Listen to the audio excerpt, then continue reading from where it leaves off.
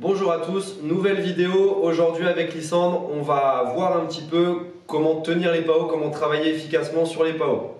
Donc pour travailler efficacement, on va travailler comme ce qu'on a l'habitude de faire au club.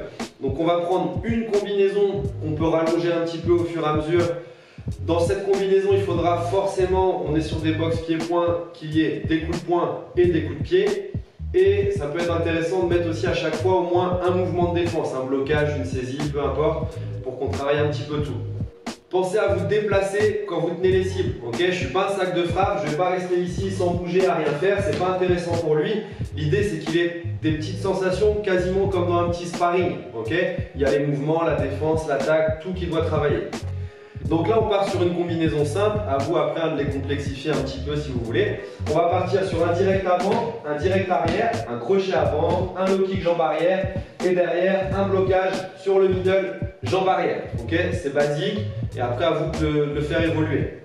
Donc ce qu'on va faire, c'est que je ne vais pas faire systématiquement cet enchaînement en répétition les uns derrière les autres, ça devient très vite lassant, c'est pas très ludique. Je vais le faire travailler tranquillement sur un ou deux coups. Ok, on pose un petit genou.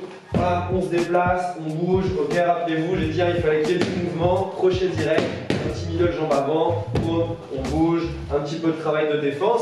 Et quand j'envoie, là c'est parti, 1, 2, 1, en bas, on bloque, ok. Cette combinaison, il faut qu'elle parte vite, il faut qu'elle parte fort, il faut qu'elle soit efficace, ok. C'est là-dessus qu'on va se concentrer, le travail d'appui, d'explosivité, etc. Et ensuite on reprend, un petit uppercut, on décale, hop, un petit genou jambe avant, etc. Et on renvoie la combinaison, 1, 2, 3, en bas, ok. Donc essayez de travailler sur le temps de travail habituel de la boxe taille ou du kickboxing, donc sur des rounds de 3 minutes avec 1 minute de récupération. Pensez à toujours mettre un petit impact quand le coup arrive. Ok, si je suis trop relâché, à chaque fois il va avoir l'impression de frapper dans le vide, c'est pas agréable. Si on veut pouvoir faire des enchaînements rapides, efficaces, pensez à toujours taper un petit peu quand le coup arrive. Vous pouvez rajouter des séries au début, à la fin aussi pour que ce soit un petit peu plus cardio. Et pensez à bien vous parler, ok. Celui qui tient les cibles, c'est le chef d'orchestre, il doit dire à son partenaire, si vous n'avez pas l'habitude surtout de travailler avec lui, on doit lui dire ce qu'on veut, un direct, un middle, un genou, etc.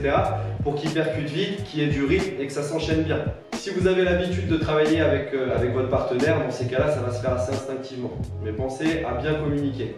Merci à tous d'avoir suivi cette vidéo et on se retrouve bientôt pour la prochaine.